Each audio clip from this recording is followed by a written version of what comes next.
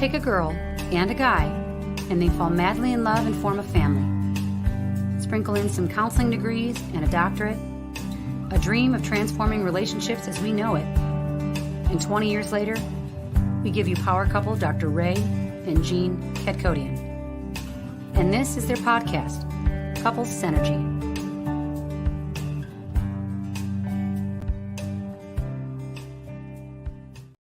Hello, and welcome back to another episode of Couple Synergy with Dr. Ray and Jean.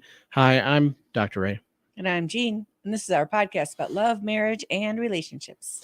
Check us out online at couplesynergy.com or on Facebook, Instagram, YouTube, Twitter, and LinkedIn at Couple Synergy. And please subscribe to our podcast, leave us a review, or send us any suggestions on topics you'd like to hear more about. And now on to Couple Synergy, an in-depth look at love, marriage, and relationships, where we bring you our experience helping thousands of couples transform their relationships for over 25 years. You know, everyone says you should work on your relationship, but nobody teaches us how.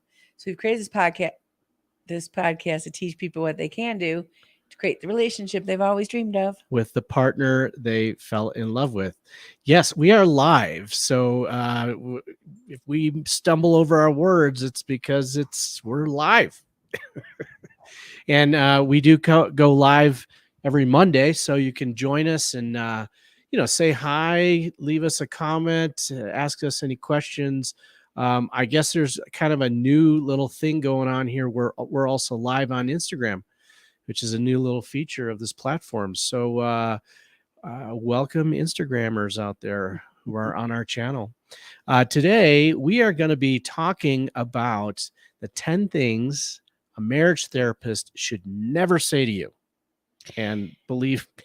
And keep in mind, there's a list out there for a reason, because there are some marriage therapists who do. We have actually heard horror stories from people, that their marriage therapist said something that was completely uncalled for and unprofessional. And this should be fun. Doesn't cease to blow my mind. But, we're starting off 2024 here. This is the month of January, and we are looking forward to a lot of great things, in this new year. One of the things that we're really proud of is that we have close to 350,000 unique downloads on our podcast. And also we are ranked in the top 1%. Oh, most popular shows out of 3,264,000 podcasts globally, ranked by the listen score, which I'm proud of doing this for 5 years. It's quite a commitment. That it's huge. And it was interesting to learn how to do it all. And it's interesting to keep doing it. It sure is. And, it just, I think that this podcast has really transformed a lot over the years. Mm-hmm. And, but I still think that we are able to bring the content that people are looking for, about relationships, about marriage specifically, how to have a great marriage. And, please let us know if there are any questions or topics that you guys are interested in knowing about, so that we can, bring that content and then information to you out there. And we've met a lot of really great people. A lot of great people. A lot of great people. All right, let's hear it. All right. So one of the things, 10 things that a marriage therapist should never say to you. So they're talking to the marriage therapist. They're not talking to the couple. Yes. Well, Don't do this. Yeah. The marriage therapist is talking to the couple, and they're saying it's all your fault. Yes. And so that's one thing you should not do. Yes, you should not do as a marriage therapist. But if you are on the receiving end, run, I would think. This is not a cool We have thing had to say. situations where one person in the couple does think it's all their fault. I can guarantee you that is 100% false. It is never one person. It is always the dance that both people are doing. And one might be more extroverted in what they're doing, and one might be more introverted. But it is never one person's fault. Both people are equally participating. Yeah, for the most part, couples are walking into marriage therapy blaming their partner. Mhm. So if a therapist jumps on board and reinforces that, then it is just going to cause more of a wedge between the couple. It's definitely not going to help them resolve their conflict or get closer or connect and understand each other anymore. Right. So it's a really big no-no. Yeah. You know, if a marriage therapist is telling And it doesn't you, help. It disempowers both people. yeah, and whether they're telling you it's your fault or telling you, you know, it's your partner's fault, or whether it's both your fault, it's not okay. Number 2, I can't believe you said that. So I can't imagine myself saying something like that. You know, there have been times when someone might say something that is really it's an opinion that's pretty off the wall, or it's a belief system, but that's what they're there for, is to learn how to navigate that differently. And so if they are skewed, you certainly wouldn't say, I can't believe you didn't say that, I can't believe you said that. but Right. you would say you would explore that more. Right. Yeah. You say, why did you say that? Right. What Right. does that mean to you? Where'd you learn that? Yeah. Tell me, you know, what that means to you, and, you know, help me understand. Because if you say, I can't believe you said that, it is passing judgment Yeah. on the In a person, big way. you know, or They can get that at home. they sure can get that at home. Yeah. Or you're expressing disapproval, Yeah. you know, that you don't agree with what they're saying. And now you're passing judgment about it and about them. Right. And the goal of doing this work isn't just to fix a behavior or the surface. It's to understand what's happening and to choose something different. Yes. Yeah. Number 3, this is we've actually heard people have said that their therapist said this, that you should just get a divorce. I'm going to add to this. If a psychic tells you to get a divorce, if your mother tells you, if anyone tells you to get a divorce that isn't you and your partner, Yeah. they don't have to live with the outcome of that. The only people that have to live with the outcome of that is you. You're the only ones that have to wake up next to each other or not. And no one else should have an investment in that decision. No, absolutely Yeah. not.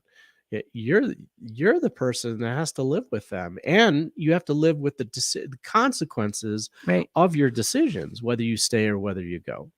So And you know, to be in a position where people look at you as someone who has more knowledge and information about yeah, relationships, that's even worse. and you say something Yeah. like that, that's hugely impactful.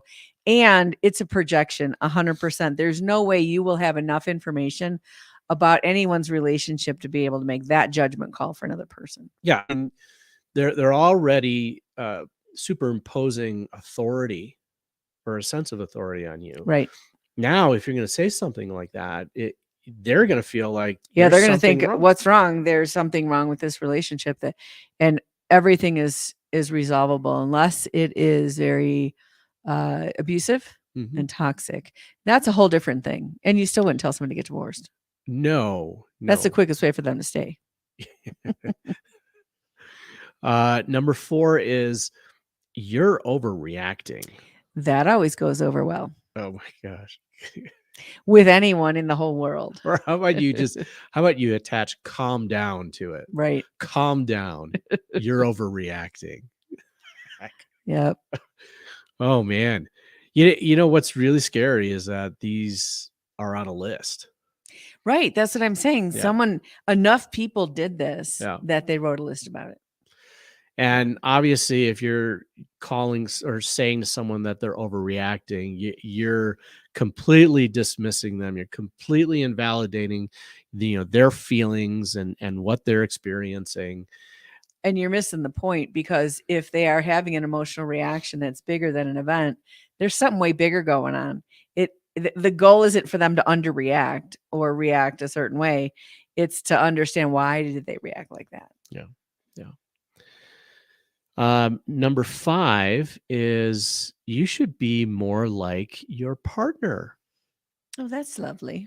Yeah. why don't you just be more like your partner? Because I can't think of a better you're the way one to to split a blame. couple. Combine the two. You've got it down and you're a mess. So maybe if you could just fix that. Obviously, comparison or any kind of comparison is completely inappropriate. If you're comparing them to another couple, if you're comparing them to, their friends, or just in general, comparison is going to make the other person or make the couple feel inadequate. They're And gonna, it'll have the reverse effect. yeah, Nobody's going to go, oh, great, I'm going to try to be more like you. They're going to go, I'm going to run the other way because I can't take that spot. It's already taken. So I got to find my own unique spot.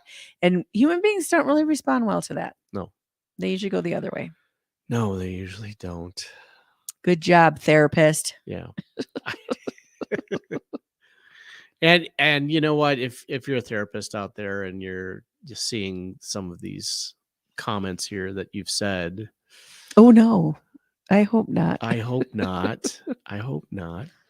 Number 6, I know what's best for both of you. Oh, wow. Yeah. So you should just listen to me. Your feelings don't matter. I know exactly what's best for both of you. Yeah, we call that anecdotal. And if you've ever read a self-help book on parenting, Yeah. what you know is whoever the author is wrote about their experience as a parent, and it's anecdotal, and it probably doesn't apply to your child, at least not in the way that it worked for them.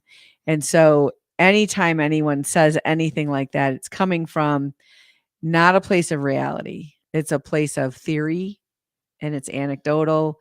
And unfortunately, we have seen therapists do this. Or they're Mhm. combining it with comparison. Yeah. And they're comparing you and your relationship to their own. Yeah. Mhm. And that is very, very dangerous. Yes. We've heard many, many horror stories of therapists that bring up their own personal lives Mhm. in a therapy session, using their personal lives to teach the couple a lesson, or to almost like lecture them on what they're doing wrong. It reminds me of something you said the other day about free will, and that, part of the experience of being a human being is to have free will, and free will gives us this opportunity to become, Yeah. and to become free. And if someone's telling you what to do, you don't have any free will. And therefore, even if you behave and do what they tell you to do, it misses the whole point of the human experience. Yeah, absolutely. All right. So moving on from I know what's best for both of you, there's just forgive and forget. That works. That's all you got to do. What was that one song? We buried the hatchet and left the handle sticking out. Well, it just minimizes the work Mhm. that actually needs to be done, especially if there's betrayal or if there's hurt or pain that's caused, which typically is the case if a couple is seeking help. That just forgive and forget, just it completely oversimplifies things. Yeah, it misses the whole opportunity. And the only reason anyone would want their partner to forgive and forget is because they don't want to change. They don't really want to take responsibility for what's theirs, so they'd like their partner to do the work for them. And forgiving and forgetting, it's not, most people don't really know the proper process of forgiveness, which is gratitude for what's happened, which is really difficult. But it's a personal journey that says I can be grateful that happened to me because it's helped me become something. And if we forgive and forget, it's very, very, very, very likely that it's going to happen again and again and again and again, because you're not learning why you have this thing in your life that you need to forgive in the first place. Yeah. And for sure, a therapist should never be telling you that. No. Number 8 is you're not compatible and there's nothing we can do about it. That's definitely the shortcoming of the therapist. Yeah. Yeah. judgment, it's labeling. Well, it's just not true that a person isn't compatible. What does that even mean with I don't another know, person? like you guys don't have the same hobbies. I don't It know what doesn't that, matter. the fact of There's the no matter is such that, There's no such thing. right, people come together in a relationship for a reason. Mhm. And you're supposed to learn something from that, your partner, and from the relationship in general. And until you learn that lesson, you're going to continue to be in that relationship. Or if you leave the relationship and don't learn the lesson, you're going to find another person that's similar and repeat it. And there's a lot of couples who on paper look very compatible, but then they don't have enough glue to hold it together. Yeah. So compatibility is very low on the factor of successful relationships. Very, very low. It is almost like predestined, as Mhm. opposed to really doing the investment and work that a relationship requires. Which requires growth. Right. And evolution and change. And, Yeah. just because you're compatible in the beginning of a relationship doesn't mean that you're guaranteed to be compatible throughout the rest of your relationship. Right. So, number 9 is I understand your culture and faith better than you do. I just, Wow, that's very arrogant. oh my God. Yeah. Very It is arrogant. very arrogant, Yeah. very haughty, and like, I know better than you. And I mean, it's so demeaning. You are like putting down that person, or putting down that couple that you're working with. And it's talking that so way. complicated.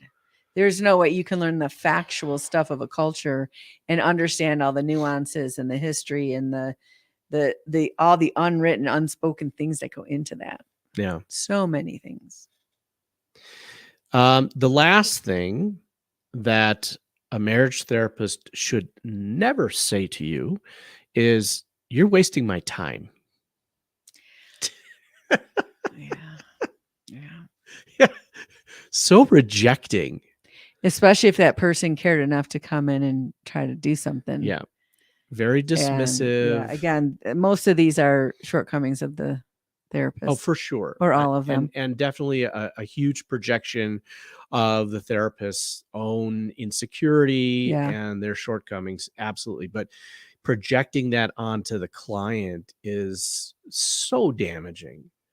Right. And, there is a reason why, marriage therapy has the worst success rate across the board. Is a lot of therapists out there that call themselves marriage therapists that are working with couples.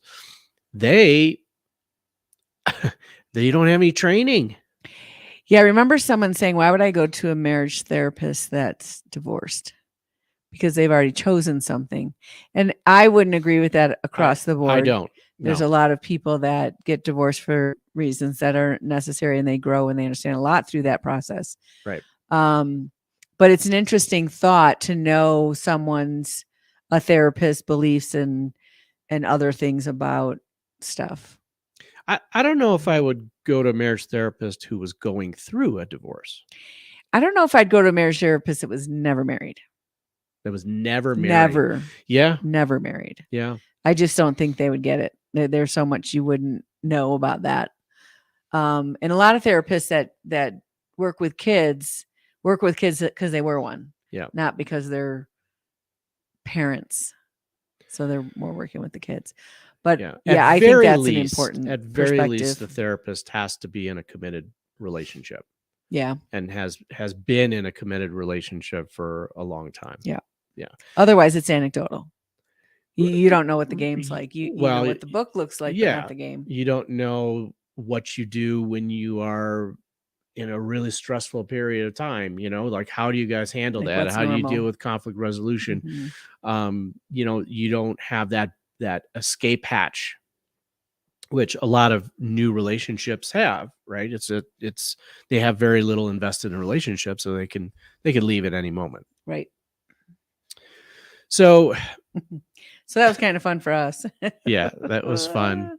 But on a serious note, if you're hearing that, definitely check out our podcast about how to choose the right marriage therapist, marriage coach, relationship coach, because it is, a lot of people don't have that information, and they think that every marriage therapist is the same. Nope. And it's absolutely not true. Absolutely not true.